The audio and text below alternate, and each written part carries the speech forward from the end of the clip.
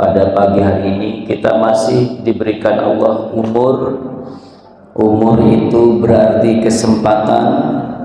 kesempatan untuk memperbanyak bekal untuk kelak menghadap kepada Allah dalam kehidupan yang kekal abadi. Kekal abadi itu bukan berarti sudah waktunya tidak terbatas, Pak. Bukan 80 tahun, bahkan bukan 100 tahun, bahkan bukan 200 tahun. Tapi kehidupan yang tak terbatas.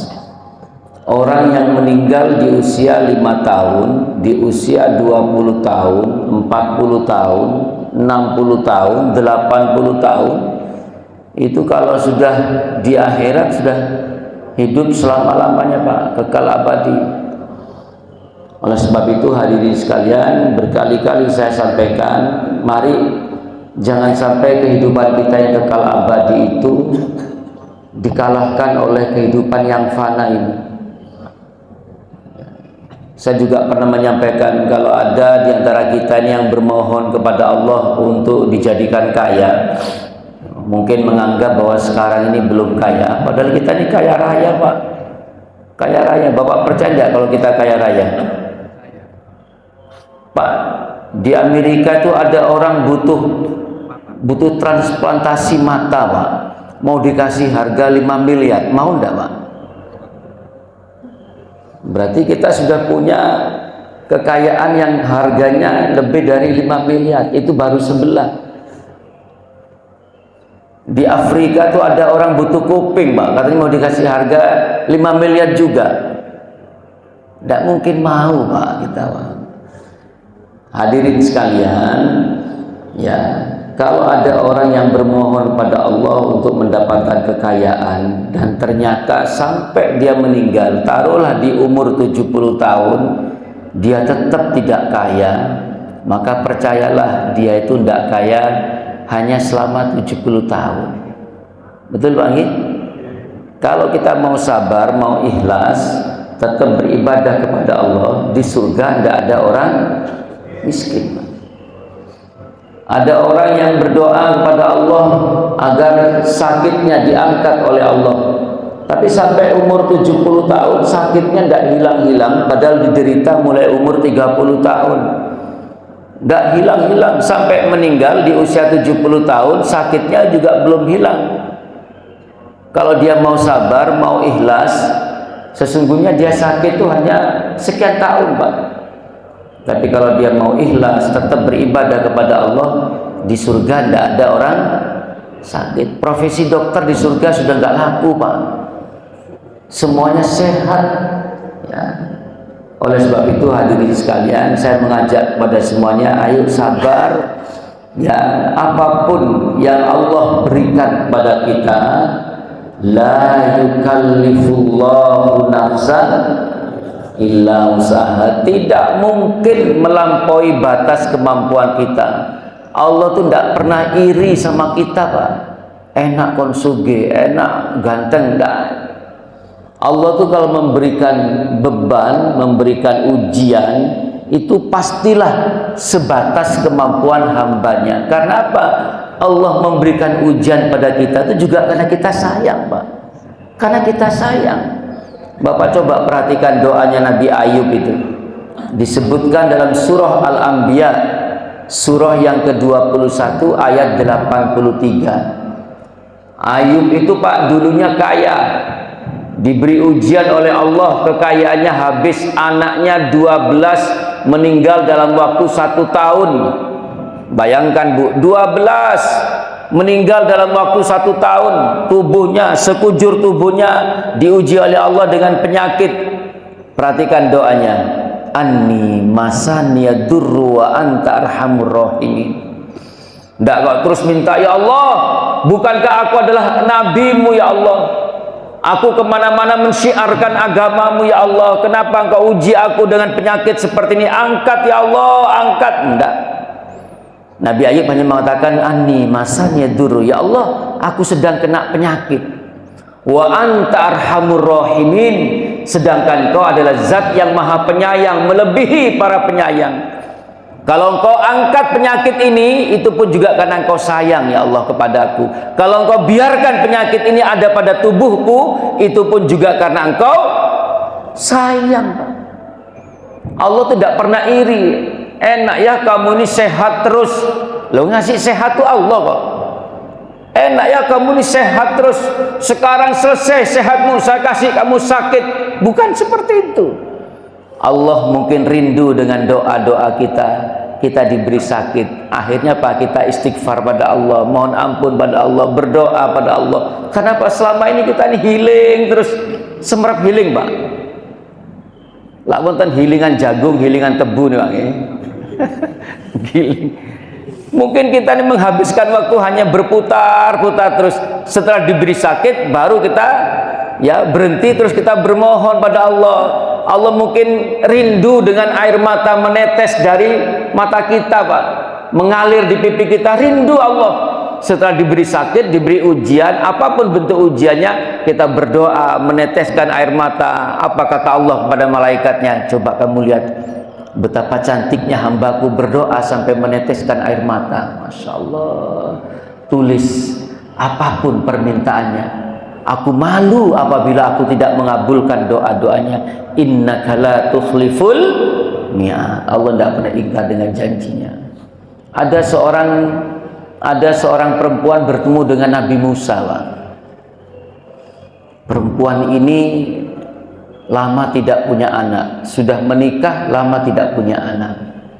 Berseru pada Nabi Musa, bukankah engkau seorang nabi? Tolonglah aku ini doakan agar aku segera punya anak.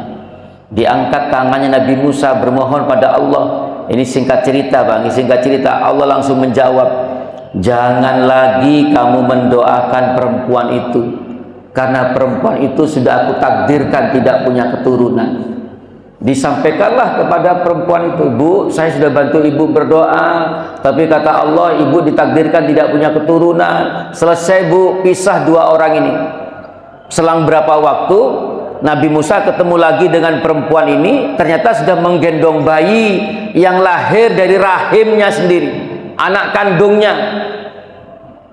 Nabi Musa bertanya, ya Allah ini gimana ceritanya ini? Apa kata Allah? Sejak engkau beritahu dia bahwa dia aku takdirkan tidak punya keturunan, pekerjaannya sepanjang hari sepanjang malam bermohon hingga meneteskan air mata kepadaku. Aku malu apabila aku tidak mengabulkan doanya. Itu hadirin sekalian, itu orang yang sudah tahu takdirnya Pak. Sudah tahu takdirnya tidak putus asa. Lah kita ini kan tidak tahu Pak, besok kita ini mau apa, jadi apa. Lah kenapa kita harus putus asa? Bermohonlah kepada Allah. Tugas kita hanya ikhtiar, bermohon dan tawakal. Selesainya jadi apa itu urusan Allah. Allah selalu memberikan yang terbaik Pak. Saya ulangi, Allah selalu memberikan yang terbaik bagi kita, bukan yang kita minta. Boleh jadi yang kita minta itu tidak terbaik bagi perjalanan hidup kita, tapi yang terbaik itu yang Allah berikan pada kita. Mungkin yang terbaik Allah memberikan ujian pada kita, mungkin yang terbaik Allah mengabulkan doa kita, mungkin yang terbaik Allah menunda doa kita, mungkin yang terbaik Allah mengganti doa kita. Itu oleh sebab itu hadirin sekalian, ketika kita sampai di tempat ini, maka bersyukurlah kepada Allah. Saya akan pernah menyampaikan Pak, perhatikan baik-baik Bapak Ibu, mohon maaf, perhatikan baik-baik. Tidak ada ibadah yang jenengan lakukan itu, termasuk saya juga semuanya, yang bisa menebus tiket surganya Allah. Jenengan mau ibadah seperti apapun, bahkan seandainya 24 jam Pak, jenengan tidak keluar dari masjid ini, tidak cukup untuk menggantikan tiket surganya Allah. Jadi seandainya tiket surganya Allah itu 200.000, lalu jenengan ibadah ngapunten bahasanya sampai jungkir balik 24 jam tidak keluar dari masjid, paling banter oleh 1.000. Tidak cukup untuk membeli tiket surganya Allah yang berharga 200.000 itu. Lalu bagaimana kita bisa masuk surganya Allah? Kata Rasulullah, nurut Pak. Kita ini masuk surganya Allah karena Allah kasihan. Lah kasihannya itu nurut. Disuruh sholat, nggih, sholat. Walaupun mungkin sholat kita tidak sebagus sholatnya Kanjeng Nabi, betul? Disuruh puasa ya puasa, walaupun puasa kita tidak sebagus puasanya Kanjeng Nabi. Ya, diperintah untuk meninggalkan ini, jangan lakukan itu, jangan lakukan itu, ya kita tinggalkan. Sama seperti murid di sekolah itu loh Pak. Ada anak, ada siswa, matematikanya 4, bahasa Inggrisnya 3, IPA-nya 4. Kalau ini yang diajukan di rapat pleno kenaikan kelas, tidak naik Pak anak ini Pak. Tapi anak ini akhlaknya bagus, tidak pernah ngelarang no atine sopoi, konco dia senang, gurunya juga senang, ya.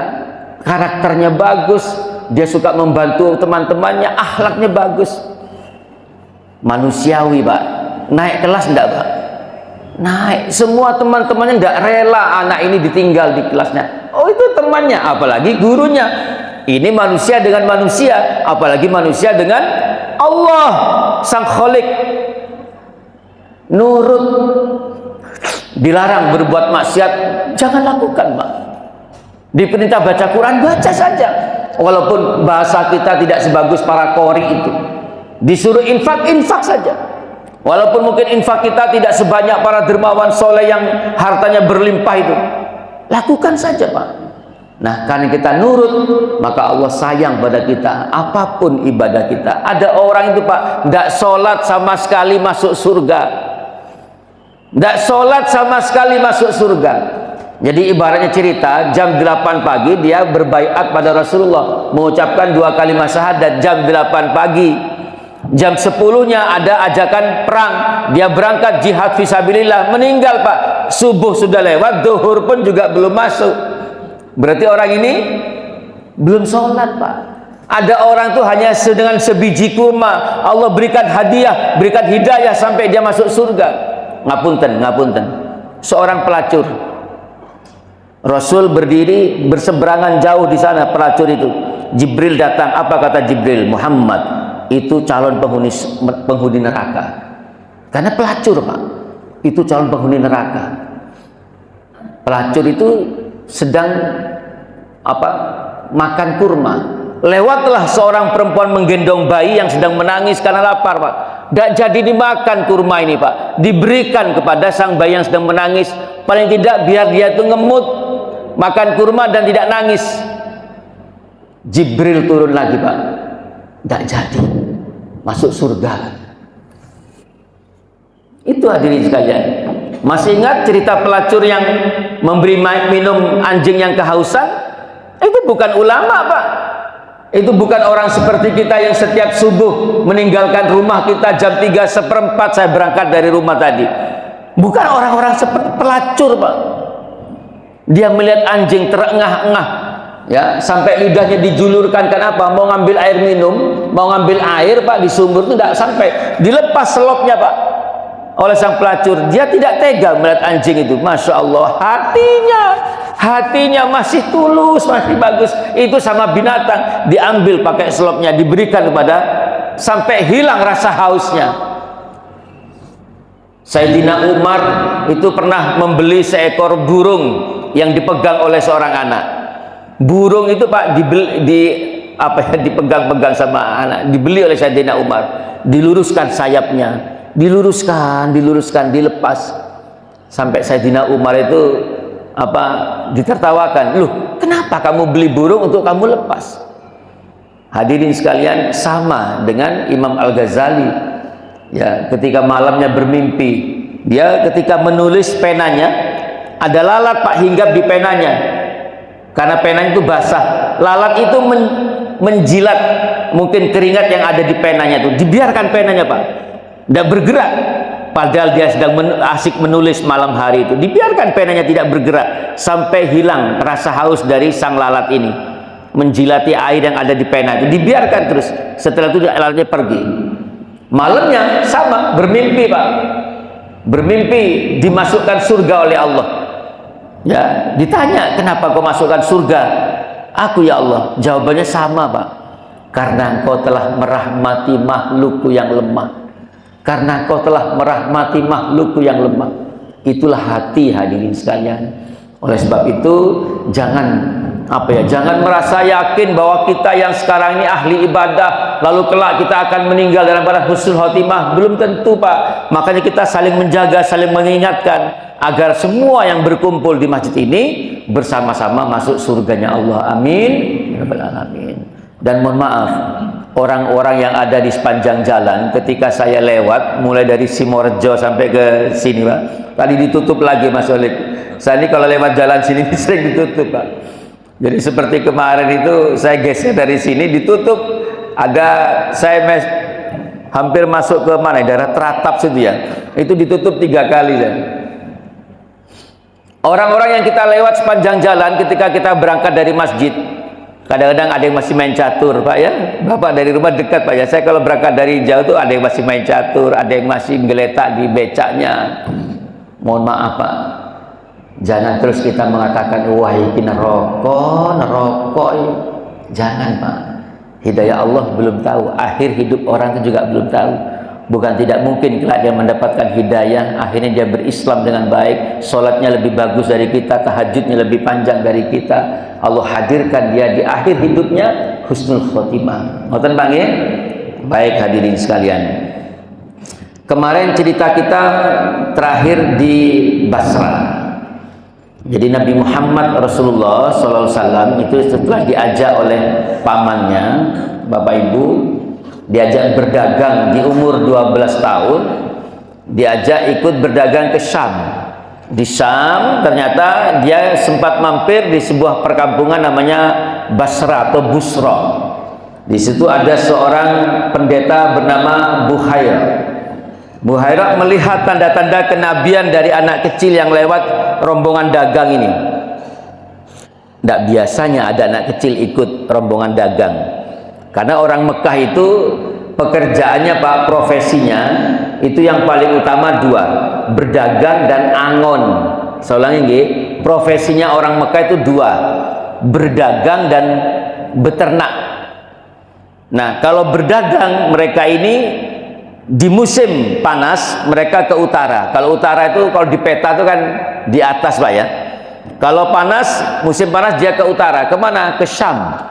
Kalau saya mengatakan Syam itu berarti 4 negara, Pak, 4 wilayah: Palestina, Yordania, Suriah, dan Libanon. 4 ini, Pak. Mereka ke sana. Nanti kalau utara dingin, musim dingin, mereka ke selatan. Selatan itu berarti di bawah kota Mekah. Itu ada Laut Merah, menyeberang terus ke Habasyah. Habasyah itu Ethiopia, selalu. Dan orang Mekah itu kalau berdagang, Pak, dari Mekah ke Palestina dia bawa apa, nanti dari Palestina pulang dia juga bawa barang. Jadi tidak pernah kosongan. Jadi dari Mekah apa yang dijual di Syam, nanti dari Syam apa yang bisa dijual di Mekah. Seperti itu kebiasaan orang Arab. Dari mana kita tahu? Ya Al-Quran. Li'ilafi Quraisy ilafihim rihlah. Kebiasaan orang-orang Quraisy, yaitu mereka itu melakukan rihlah, mereka melakukan perjalanan panjang. Maksudnya itu berdagang, baik di musim panas maupun di musim dingin. Nah, berhentilah di Busra, di Basra itu oleh pendeta Buhairah. Ini anak kecilin lain ini, tidak biasanya. Buhairah ini Nasrani, Pak. Jadi kalau saya mengatakan Nasrani ini karena memang jarang, Pak. Yang banyak itu kan kafir Quraisy, Yahudi, ya, sama Islam yang baru dikenalkan oleh Rasulullah. Ini lain anak kecil ini. Akhirnya apa? Pendeta itu membuat makanan, Pak, agar orang-orang ini, rombongan dagang ini mau mampir. Ya, setelah itu disuruh mampir. Setelah mampir, lah pamannya Rasul Abu Thalib tidak tahu bahwa ini ponakannya ini kelak jadi nabi. Ya disuruh jaga kuda di luar. Yang anak kecil ikut, Pak, umur 12 tahun disuruh jaga kuda, jaga unta, jaga kuda. Ditanya oleh pendeta Buhairah, sudah masuk semua rombongannya? Sudah, Pak, sudah. Ah, masa? Coba lihat, sudah masuk semua belum? Sudah, Pak, sudah masuk semua rombongan kami. Hanya ada satu anak kecil saya suruh jaga di luar. Padahal pendeta Buhairah itu yang diinginkan ya anak kecil itu. Lah apa melok melebu. Yang saya target itu anak kecil itu. Lah, suruh masuk sekalian. Anak kecil, Pak, tidak apa-apa, suruh masuk sekalian, biar makan bersama-sama. Lah, begitu makan, Pak, diperhatikan ini Muhammad. Diperhatikan Muhammad ini, ya ini tanda-tandanya Allah a'lam. Seperti apa diceritakan di Injil, ya, di Perjanjian Lama seperti apa saya tidak tahu. Ini apa ini? Akhirnya apa? Selesai makan ditanya oleh Buhaira, anak siapa ini? Maka si Abu Thalib mengatakan, hada ibni, itu anakku. Maka kata Buhaira, tidak mungkin, anak ini mesti yatim. Loh Pak, karena apa? Tanda-tandanya seperti itu. Anak ini mesti yatim. Baru Abu Thalib mengatakan, iya itu anak dari saudaraku. Abu Thalib dengan Abdullah ini kan bersaudara Pak. Jadi, saya sudah pernah menyampaikan, Abdul Muttalib kakeknya Rasul itu punya anak 13. 3-nya perempuan, Awir, Safia dan Atika. Sedangkan 10-nya itu laki-laki. Ada Haris, Zubair, terus ada Abbas, ada Hamzah, ada Abu Thalib, ada Muqawwim, Muqaddak, ada Dirar, ada Abu Lahab, ada Abdullah, pokoknya 10. Yang kita lihat dalam sejarah, yang menangi, saya ulang lagi, yang menangi Nabi, yang menangi Muhammad menjadi Nabi itu 4 orang. Yang menangi Muhammad jadi Nabi itu pamannya itu hanya 4 Pak. Abbas, Hamzah, Abu Thalib, dan Abu Lahab. Hanya 4 ini. Ya, ada Abu Lahab, ada Abu Jahal. Perhatikan baik-baik. Yang pamannya Nabi itu Pak, paman Pak. Paman itu berarti saudara dari ayah. Saudara dari ayah. Kalau Abu Lahab, mengapa di Al-Quran dikatakan tabat yada abi? Nah, karena Abu Lahab ini Pak, semua keluarganya itu kafir Pak. Ya, Abu Lahab kafir sampai meninggal. Ummu Jamil istrinya kafir sampai meninggal. Utbah, Utaibah, ini semuanya kafir sampai meninggal. Utbah, Utaibah itu Pak pernah menikahi anaknya Rasul. Jadi menikah dengan ponakan. Jadi anaknya Rasul itu namanya Ruqayyah, itu istrinya Utbah. Ummu Kulthum itu istrinya Utaibah. Saya ulangi Pak nggih. Abu Lahab ini punya anak laki Utbah dan Utaibah. Yang Utbah menikah dengan anaknya Rasul yang bernama Ruqayyah, yang Utaibah menikah dengan anaknya Rasul bernama Ummu Kulsum. Begitu tahu Muhammad menjadi nabi Pak, 2 anak itu Pak dipanggil sama abinya, sama Abu Lahab, ceraikan istrimu. Masya Allah, ceraikan istrimu. Ruqayyah sama Ummu Kulsum sampai meninggal. Yang namanya Utbah dan Utaibah, termasuk Ummu Jamil, termasuk Abu Lahab, itu kafir semua Pak. Lain dengan Abu Jahal Pak. Abu Jahal itu punya anak bernama Ikrimah bin Abu Jahal. Ikrimah ini Pak panglima perang. Ketika perang Uhud ada 3 panglima perang. Ya, Ikrimah, Abu Sufyan sama Khalid bin Walid. Masya Allah, sebelum meninggal ketiga-tiganya ini masuk Islam. Termasuk Ikrimah bin Abu Jahal itu meninggalnya dalam Islam. Itu hadirin sekalian. Sudah, saya lanjutkan. Anak pamannya ini hadirin sekalian, ya, dia mengatakan ini anak saudaraku. Lalu sama pendeta Buhaira, Bu, dilihat di bahu sebelah kiri, di bahu persis di bawah tulang belikat, di bawah tulang klavikula ini, tulang belikat ini dilihat ada apa Pak?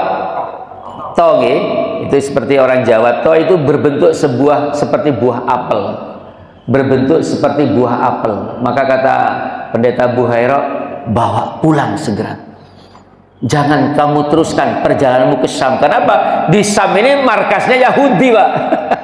Palestina ini kan markasnya Yahudi. Dari mana asal usulnya? Anaknya Yakub. Yakub ini punya istri 4. Yang pertama bernama Pak Nun saya Pak, jenengan punya celana jin mereknya apa mawon Pak? Levi sama Lea, persis. Sudah cukup saja Pak, 2 saja Pak. Ya. Istri Yakub yang pertama itu bernama Lea. Berarti kita ini Yahudi sudah agak lama Pak. Lea ini punya anak 6. Yang pertama bernama Yahuda. Yahuda ini punya keturunan paling banyak. punya keturunan paling banyak. Nenek moyang kami Yahuda, kami ini keturunan Yahuda, ya, yang mengkultus menjadi bangsa Yahudi. Di mana? Di Palestina. Anaknya Lea yang lain bernama Lewi. Orang Kristen menyebutnya Levi. Mungkin jamaknya Levis, Pak. Karena jamak ada S-nya di belakang. Levis. Jadi kita ini pakai blue jean ini sudah lama. Jadi Yahudi kecil-kecilan. Sudah. Ini hadirin sekalian. Jadi apa? Di Palestina ini markasnya Yahudi, Pak. Akhirnya Pak dibawa balik sama pamannya Abu Thalib. Pulanglah Rasul ke Mekah, kembali ke Mekah. Sudah, saya sudah menceritakan remajanya Rasul. Rasul itu remajanya juga pernah datang ke sebuah walimah. Rasul itu pernah, Bu, datang ke walimah. Ada resepsi. Di situ ada orang menabuh musik. Lalu ada orang berdendang. Rasul itu kepingin tahu, Pak. Dititipkan ternaknya, dititipkan gembalaannya ke temannya. Aku titip, aku yang kepingin ono apa, musik-musik ono apa. Manusiawi, Pak. Tapi Allah tidak rela Rasul mengalami seperti itu. Nyampe di situ, Pak, tidur Pak Rasul, Pak. Tidur. Besoknya bangun, ketemu lagi dengan temannya yang dititipi ternaknya itu. Ya apa? Gak eru, aku keturun. Ya, jangan ditiru, Pak. Ini kalau kita ke sana bisa hafal lagu-lagunya nanti. Besoknya kembali lagi, ditidurkan lagi oleh Allah. Jadi itulah Rasulullah. Jadi mohon maaf kalau ada yang mengatakan Rasul itu biar ciliane pada dakwah dewi paling rembes belen. Dia anak jambu ya paling nyolong jambu. Enggak sama. Rasul itu dijaga hatinya oleh Allah. Mulai kecil dijaga hatinya oleh Allah. Sudah. Setelah itu hadirin sekalian, di umur 12, di umur 25, saya persingkat. Di umur 25, Rasul itu bekerja di pengusaha besar. Ya, kalau sekarang itu mungkin Dewi Mutik mungkin, Pak, ya, kira-kira, Pak. Khadijah binti Khuwailid, seorang perempuan paling kaya di Mekah. Bukan di antara perempuan, Pak. Di antara pengusaha yang lain dia paling kaya. Khadijah binti Khuwailid. 2/3 kekayaan di Mekah itu milik Khadijah. Ya, Rasul berdagang. Rasul itu hanya mengantarkan dagangan, Pak, menjualkan. Barangnya disiapkan oleh Khadijah. Ya, disiapkan oleh Khadijah. Terus setelah itu dibawa ke Syam, dijual ke Syam, nanti kembali lagi bawa barang dagangan, begitu seterusnya. Ya, ditemani oleh ajudannya Khadijah. Siapa namanya, Pak? Maisarah. Maisarah ini jangan salah paham, Pak. Maisarah ini bukan perempuan, Pak. Maisarah ini laki-laki, Pak. Ya, setelah bekerja, setelah pulang, wong namanya ajudan ditanggap sama Khadijah. Ya apa, karyawanku sing anyar ki apa? Apa kata Maisarah? Ibu belum pernah punya karyawan seperti ini. Jujurnya luar biasa. Semuanya diceritakan, Pak. Dagangannya Khadijah itu langsung melejit, Pak. Untungnya banyak. Kenapa? Khadijah itu sering punya karyawan keluar masuk karena tidak jujur, Pak. Ya, selang berapa waktu hadirin sekalian, datanglah mak comblang bernama Nafisah binti Munayah. Bu, Nafisah ini ya kenal baik dengan Muhammad, kenal baik juga dengan Khadijah. Perhatikan bahasanya dua orang yang baik ini. Ditanya oleh Nafisah, sampai nggak kepingin Rabi Maneta. Ngomong ke Khadijah, karena sudah janda 2 kali, Pak. Umurnya sudah 40 tahun, Pak. Ya, Muhammad masih umur 25 tahun. Jadi Bu nun saya, Bu, umurnya pernikahan seorang laki-laki itu, Bu, idealnya memang umur berapa, Pak? 25. Ini bukan hanya sekedar kebetulan. Allah takdirkan kepada kita, Allah hadirkan kepada kita sebagai toladan. Laki-laki itu, Pak, kalau 25 itu ya paling tidak lulus sarjana berapa? 23 ya lulus sarjana itu ya. Ya cari kerjaan paling tidak sudah dapat kontrakan lah 2 tahun itu. Ya 25 umurnya. Ya. Monggo, Pak, yang sudah punya anak umur 25 tahun ya dibisiki le. Rasul itu rabi umur selawi, sampai wis bayar rabi. Golek rondo umur 40 tahun. Ya enggak gitu juga lah ya. Sudah hadirin sekalian.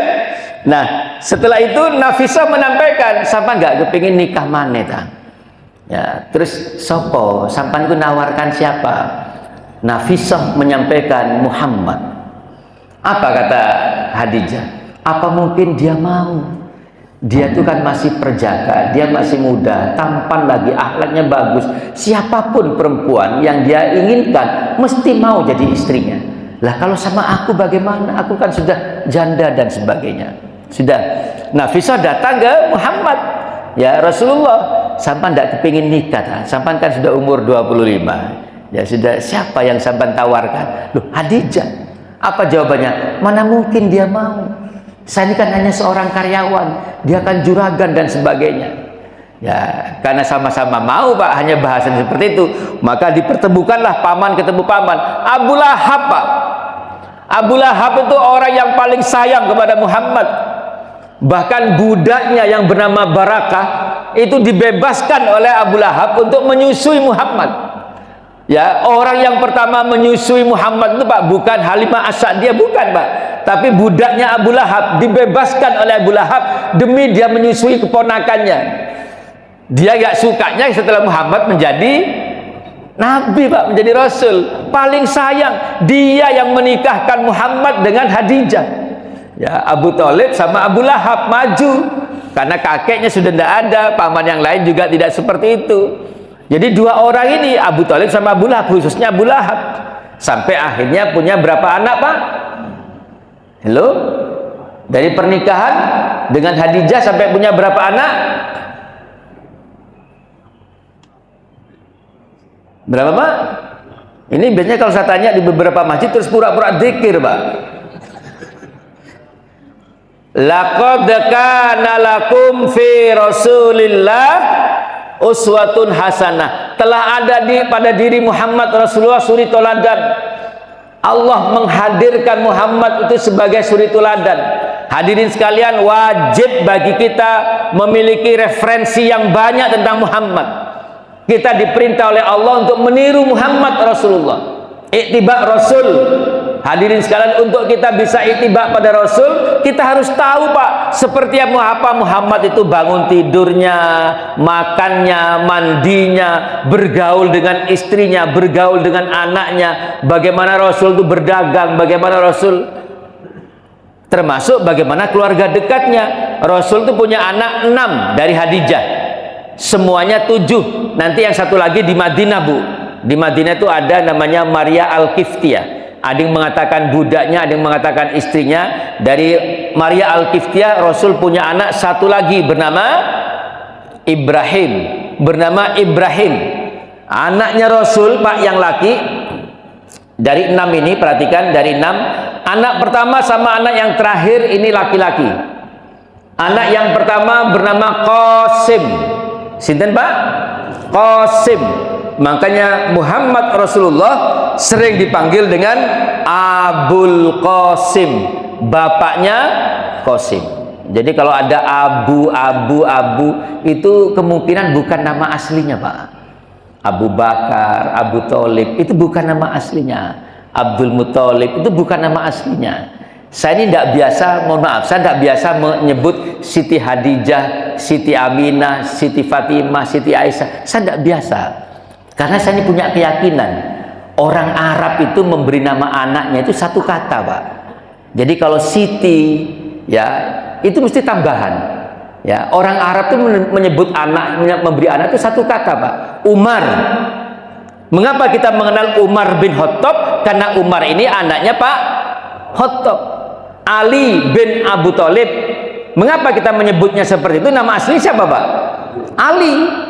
Kita mengatakan bin Abi Thalib karena apa? Dia putranya Pak Abi Thalib. Makanya orang Arab itu hafal sampai 12 generasi sebelumnya, hafal Pak. Karena apa? Cuman satu kata.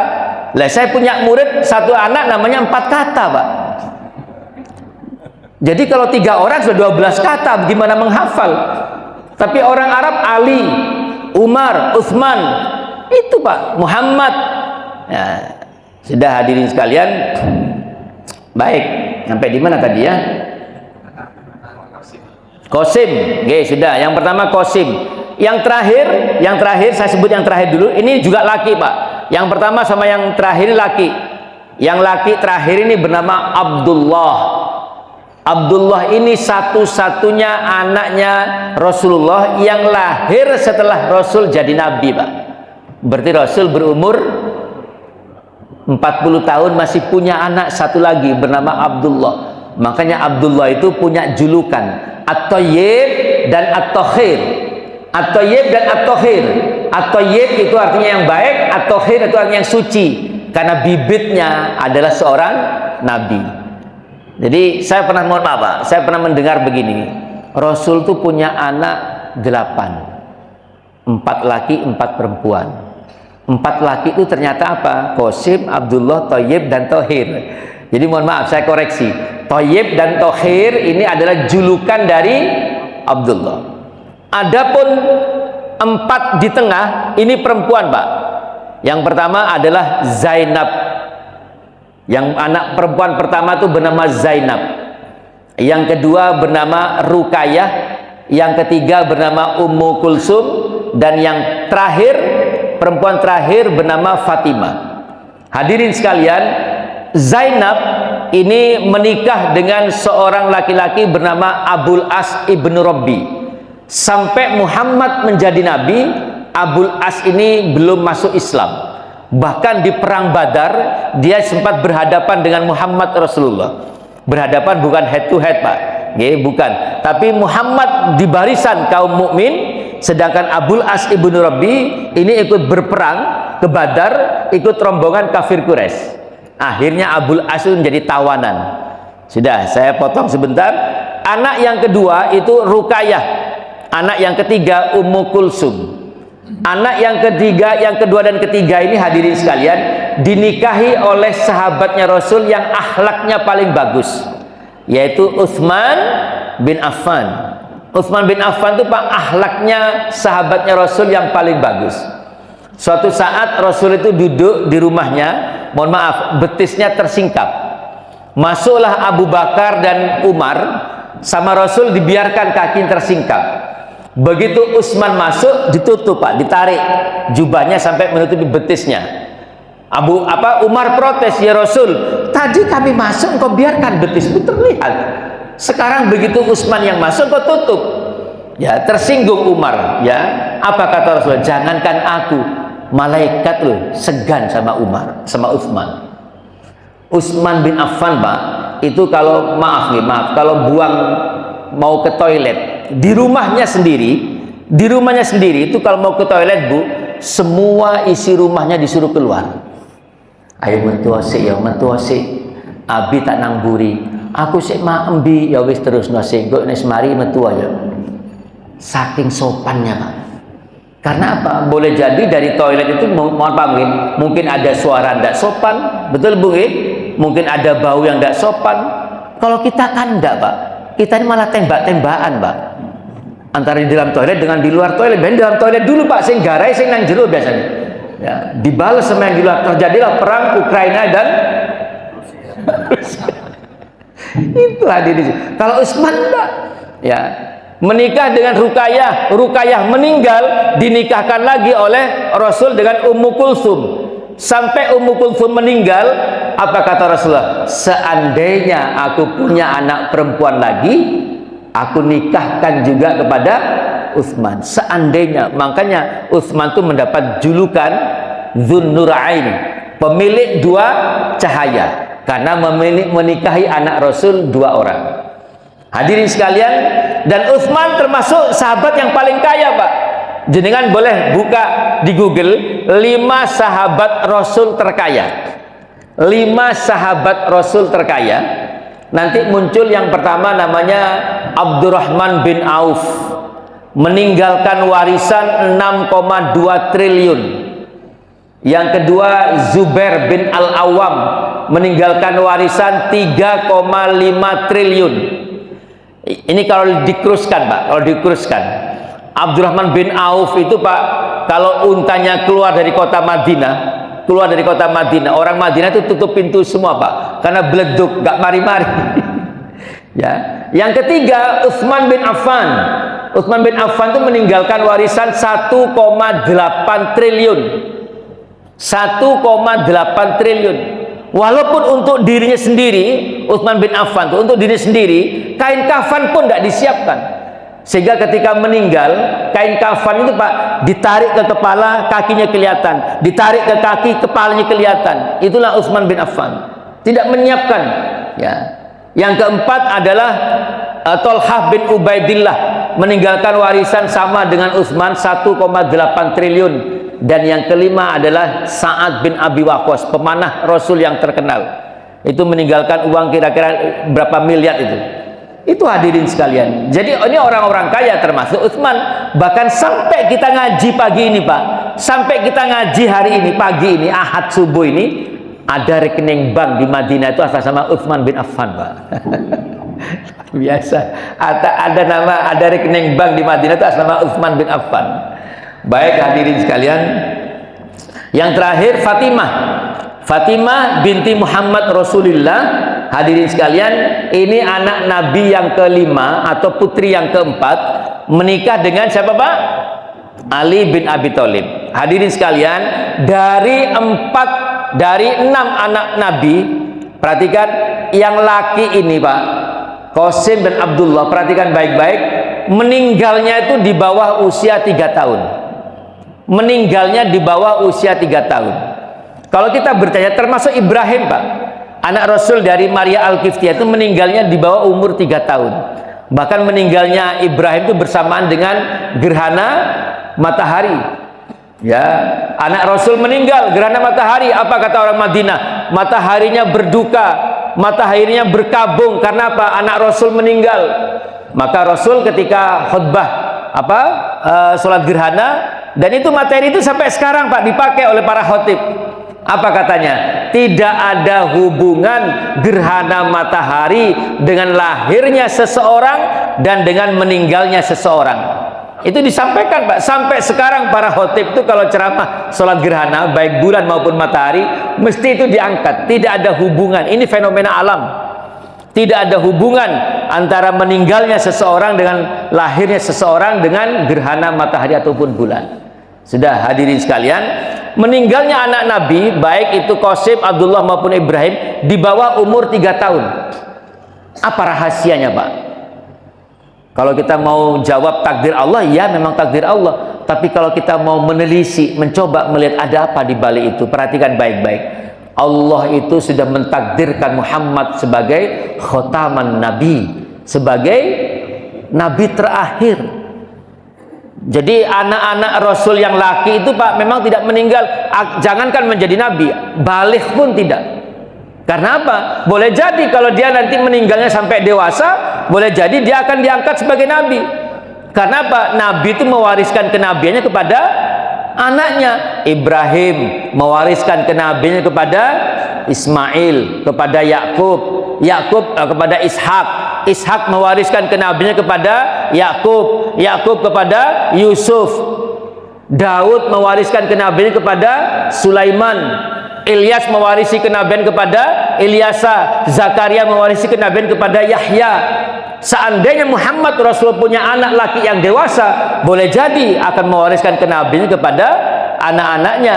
Maka sebutan khotaman Nabi, penghulu penghujung dari segala Nabi, batal untuk Muhammad.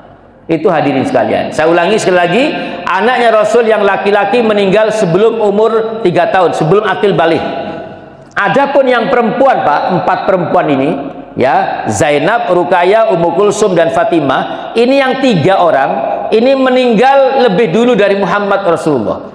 Meninggal lebih dulu dari Muhammad Rasulullah. Adapun Fatimah ini meninggalnya 6 bulan setelah Muhammad Rasulullah meninggal. Saya ulangi, meninggalnya 6 bulan. Dan ketika Rasulullah itu menghadapi nazaknya, ya, Rasulullah sakit-sakitan, ya, Fatimah itu dibisiki oleh Rasulullah dua kalimat Pak. Bisikan yang pertama membuat Fatimah itu menangis, bisikan kedua membuat Fatimah itu tersenyum Pak. Apa kata Rasulullah? Bisikan yang pertama, apa kata Rasulullah? Engkaulah keluarga dekatku yang pertama yang akan menyusul aku. Maksudnya apa Pak? Dari keluarga dekatnya Fatimah lah orang pertama yang akan meninggal dunia. Fatimah menangis. Bisikan yang kedua membuat Fatimah ini tersenyum. Apa kata Rasulullah? Engkau akan menjadi pemimpin wanita di surga. Fatimah tersenyum. Bapak Ibu, tidak ada masalah Pak. Kalau ada orang yang mau meninggal, tempelkan telinga kita. Mungkin ada wasiat, Bu ojo lali, koperasi ini sih kurang 7 wulan. Bu ojo lali Bu, aku nyicil mobil Bu. Sapan terus. Ya kalau seperti ini jangan terus pura-pura gak dengar. Opo ya, aku gak krungu ya. Opo ya, terus diadoi. Baik hadirin sekalian, ini keluarga dekatnya Rasulullah. Sudah sampai Rasul nanti berusia 50 tahun, Khadijah itu meninggal Pak. Di usia 65 tahun. Saya ulangi nggih. Khadijah itu meninggal di usia 65 tahun. Selisih umurnya 15 tahun. Saya teruskan sedikit Pak, saya teruskan sedikit. Hadirin sekalian, menikah dengan Khadijah di umur 25 tahun. Di umur 35 tahun, Rasul itu dihadapkan pada permasalahan di Mekah. Banjir Pak, lagi ini kan. Mekah itu banjir Pak. Banjir sampai Ka'bah ini pun doyong. Ka'bah itu miring. Tidak ada yang berani menyentuh Ka'bah yang miring. Karena dianggap punden. Wah iki nek sampai demek iki was mesti lara weteng ya kan. Tidak ada kecuali Walid bin Al-Maghfirah. Ya, ini satu orang ini Pak nanti bersaudara dengan Abu Umayyah. Ya, Walid bin Al-Maghfirah ini yang pertama kali memugar Ka'bah. Orang-orang bilang, delok mbok nek pokoke nek Walid ini sehat, tulung dino sehat, ya berarti gak apa-apa. Ya, ternyata Pak setelah memugar Ka'bah itu tidak ada masalah. Akhirnya orang Mekah itu berbondong-bondong. Ya, mereka akhirnya memperbaiki Ka'bah. Mereka sudah berjanji, ayo perbaiki Ka'bah ini. Hati-hati Pak, hati-hati sekali lagi. Orang Mekah itu Pak percaya bahwa Ka'bah itu rumahnya Allah.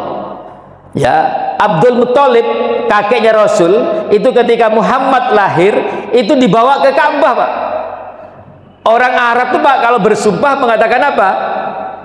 Wallahi, billahi, demi Allah. Jadi mereka tuh percaya bahwa Allah itu pemilik segala-galanya. Yang jadi masalah dari kafir Quraisy itu Pak, mereka tuh berdoanya, menyembahnya tidak langsung kepada Allah. Mereka pakai perantara.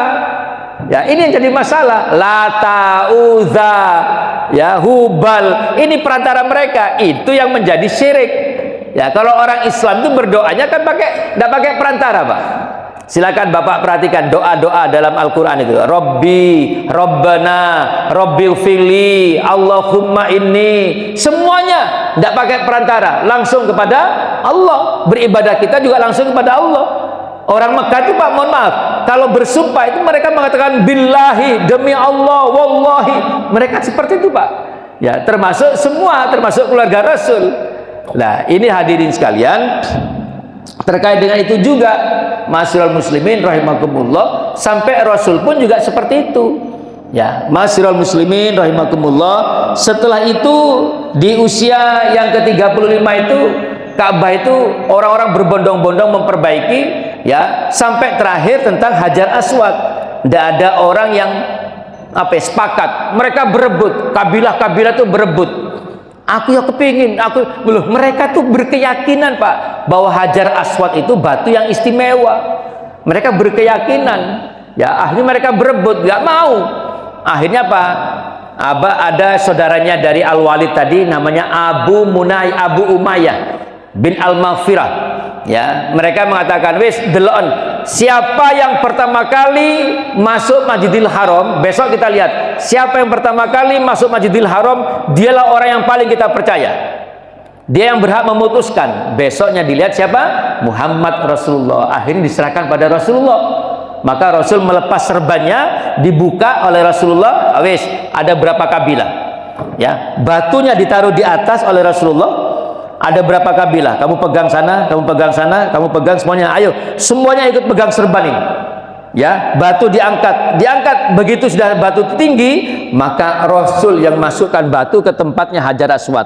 Mereka ini merasa semuanya punya andil. Maka sejak itulah Rasulullah mendapat julukan Al-Amin, Al-Amin, yang dapat dipercaya. Hadirin sekalian, julukan inilah yang akhirnya apa? Membawa kemaslahatan. Orang-orang itu Pak, mohon maaf, tidak banyak kenal Islam, tidak banyak kenal apa itu sholat, apa itu puasa. Mereka hanya tahu bahwa Muhammad itu tidak pernah bohong. Hadirin sekalian, di usia 35, di usia 40 tahun, saya tambah sedikit, di usia 40 tahun, Rasulullah itu hadirin sekalian suka berhalwat, suka melakukan kontemplasi. Kontemplasi ini kenapa Pak? Merenung, ya, melakukan kontemplasi, iktikaf lah, iktikaf, merenung, dan tidak tanggung-tanggung. Merenungnya itu di Jabal Nur, Bukit Nur. Di sana itu ada gua, namanya gua Hira. Di umur 40 tahun, 6 bulan, 12 hari. Setiap hari Pak, Rasul itu berangkat ke gua Hira. Jaraknya kurang lebihnya 3 mil, 4 mil dari kota Mekah. Hadirin sekalian, membawa bekal. Kadang-kadang bekal itu Pak habis di jalan. Kalau bertemu sama orang miskin, diberikan bekal itu Pak. Ya, terus tidak ada orang wong naik ke atas kok. Ya, kemarin waktu haji itu saya ditunjukkan sama petugas, monggo Pak kalau mau naik ke sana Pak. Saya lihat waduh tinggi sekali, waktunya juga tidak panjang. Ya, kalau waktunya panjang itu mungkin bisa naik.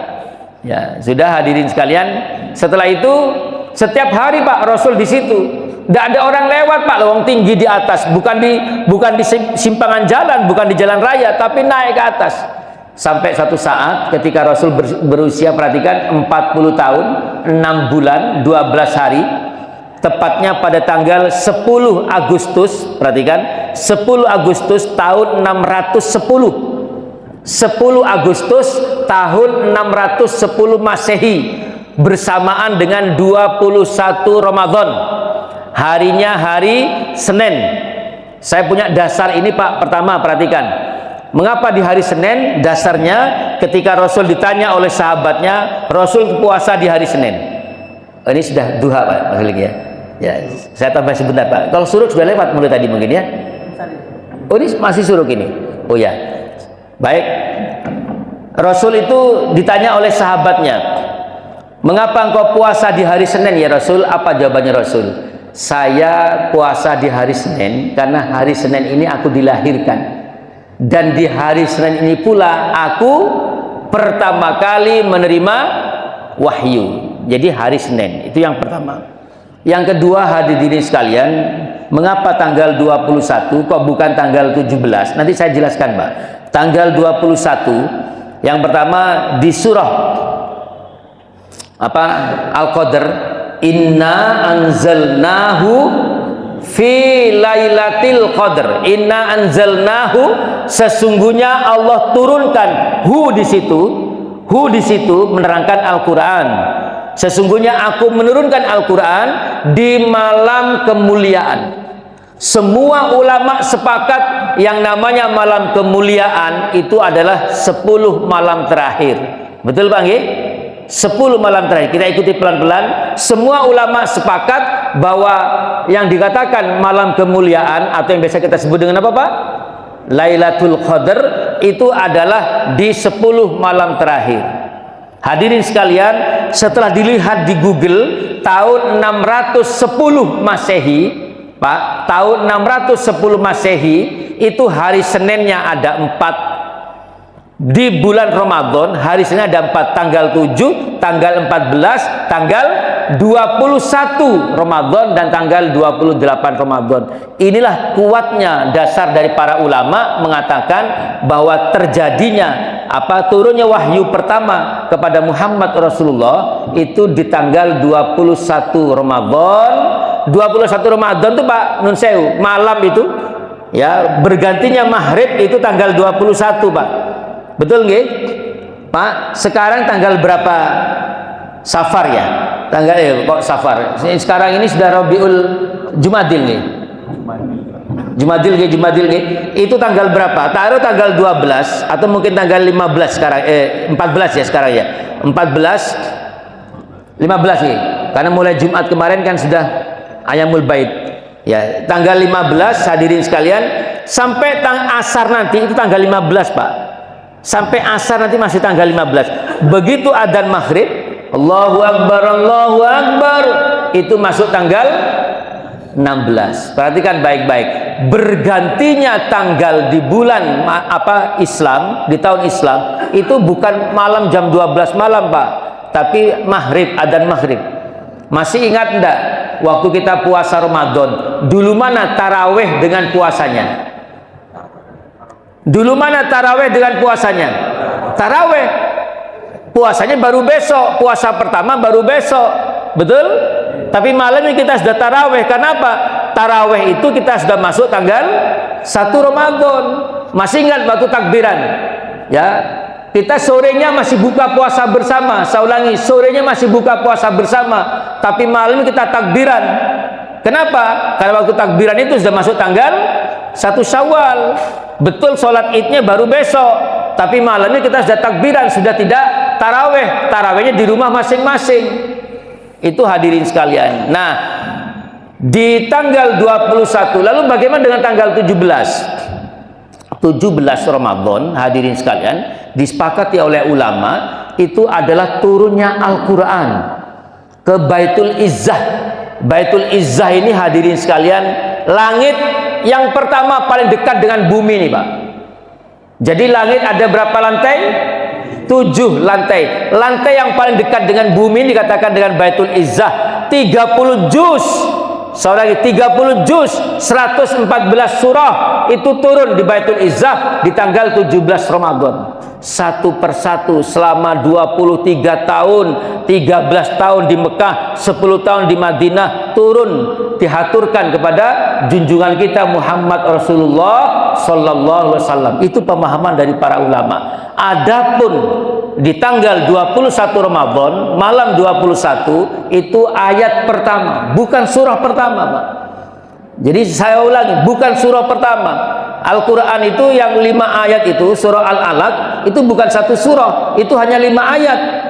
Sehingga kalau jenengan mengatakan surah pertama, ya Al-Fatihah.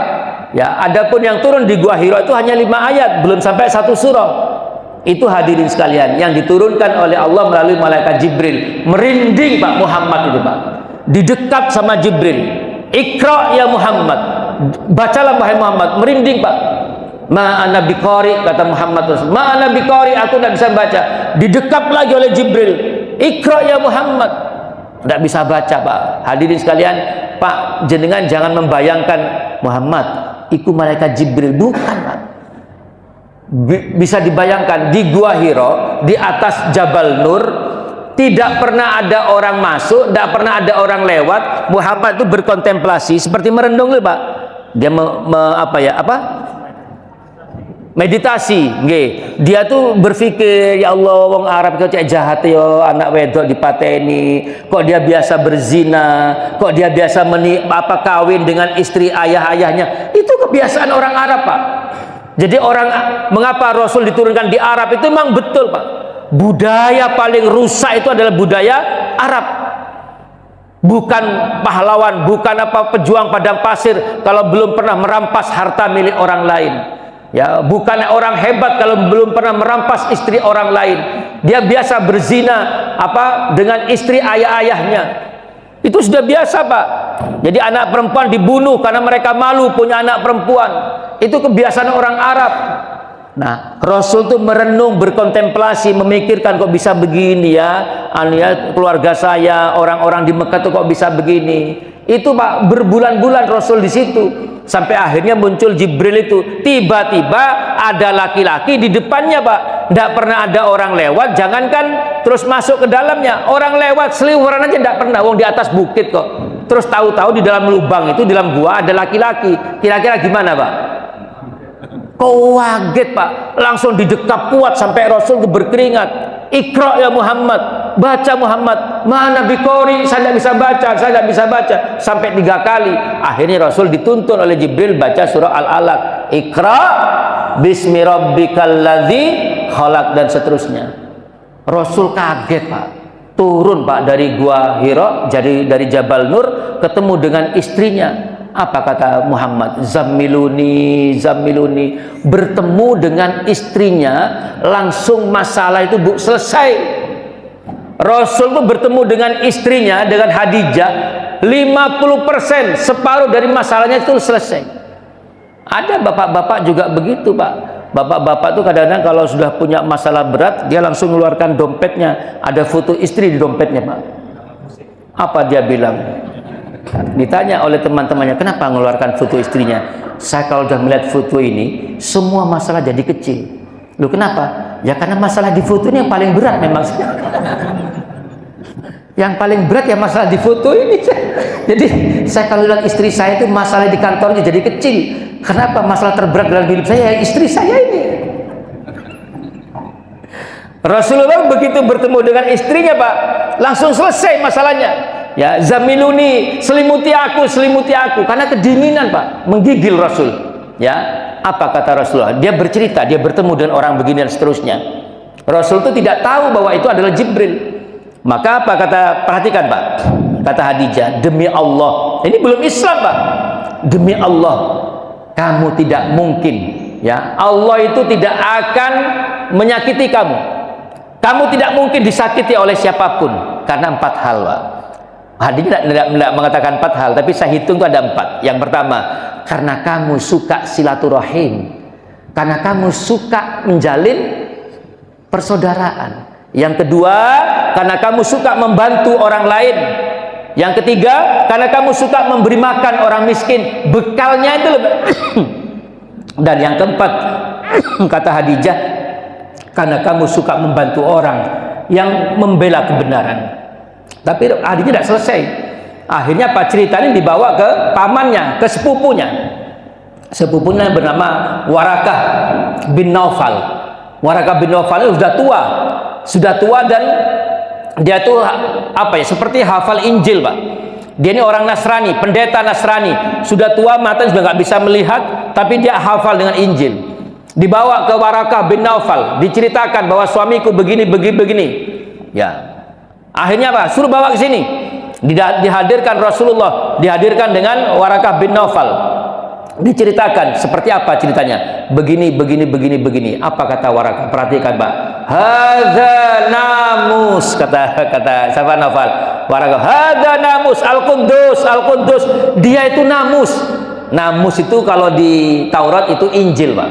Hadza namus, dia adalah namus, dia adalah zat, dia adalah orang yang pernah bertemu dengan Jibril, bertemu dengan Musa alaihissalam. Jadi Musa itu pernah bertemu dengan Jibril, di Taurat diceritakan, Pak. Ya, maka apa kata Warakah bin Naufal? Seandainya kelak ketika kamu diusir oleh umatmu dan aku masih hidup dan aku masih muda, aku akan membelamu. Rasul kaget, loh, apakah aku akan diusir oleh umatmu? Apa kata Warakah? Siapapun yang membawa risalah itu akan diusir oleh orang. Risalah, hukum, Pak.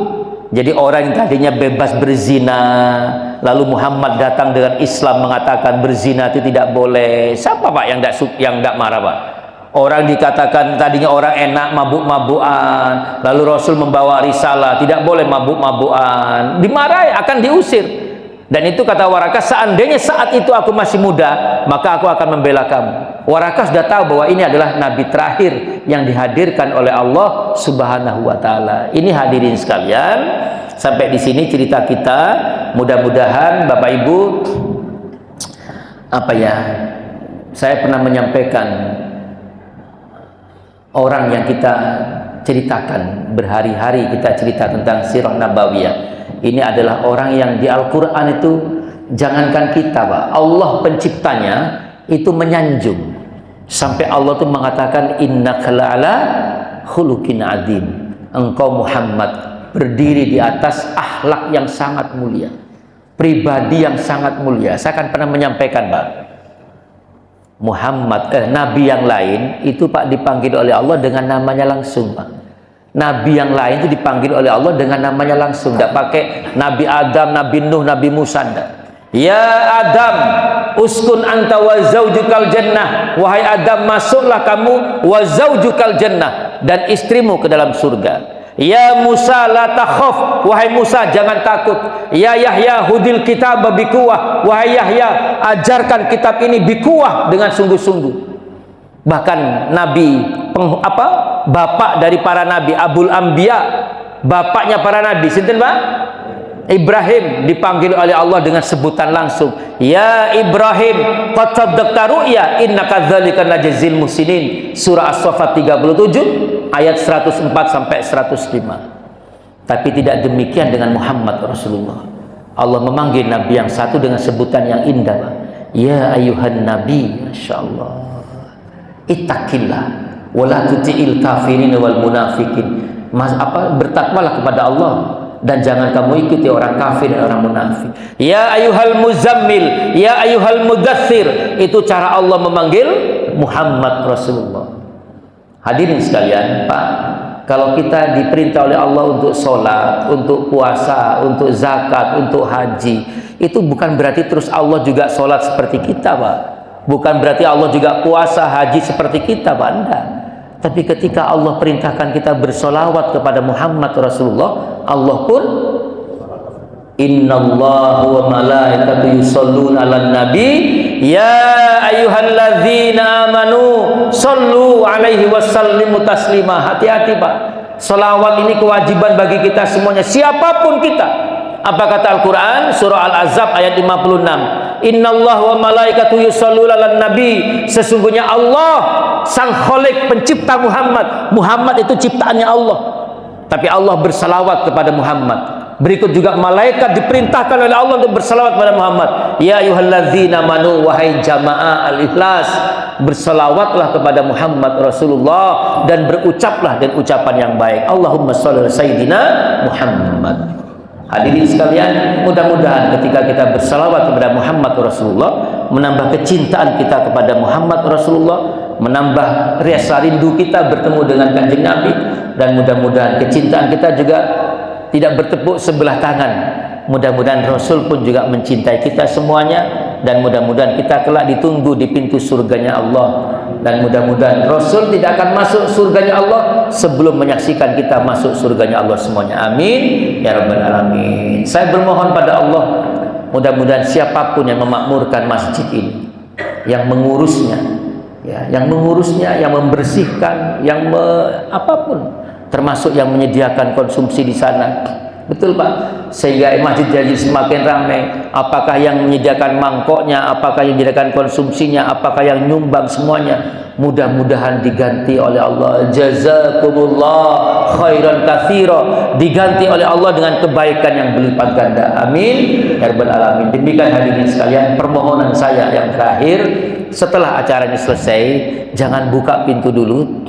Kita sholat sunnah 2 rakaat, sholat duha di awal. Dan mudah-mudahan dengan dua rakaat sholat duha itu kita mendapatkan kemuliaan di pagi ini. Kita sudah sholat subuh berjamaah, kita sudah taklim sebagai pengganti zikir kita, dan kita tutup dengan sunnah 2 rakaat duha yang paling awal. Mudah-mudahan kita mendapatkan kemuliaan. Kata Rasulullah, Pak, pahalanya seperti haji dan umrah, dan Rasul menutupnya dengan ketiga kata yang sama, sempurna, sempurna, sempurna. Terima kasih. Kita akhiri dengan tahmid dan kafaratul majlis. Alhamdulillahirabbil alamin. Subhanakallahumma wa bihamdika asyhadu an la ilaha illa anta astaghfiruka wa atubu ilaik. Wassalamualaikum warahmatullahi wabarakatuh.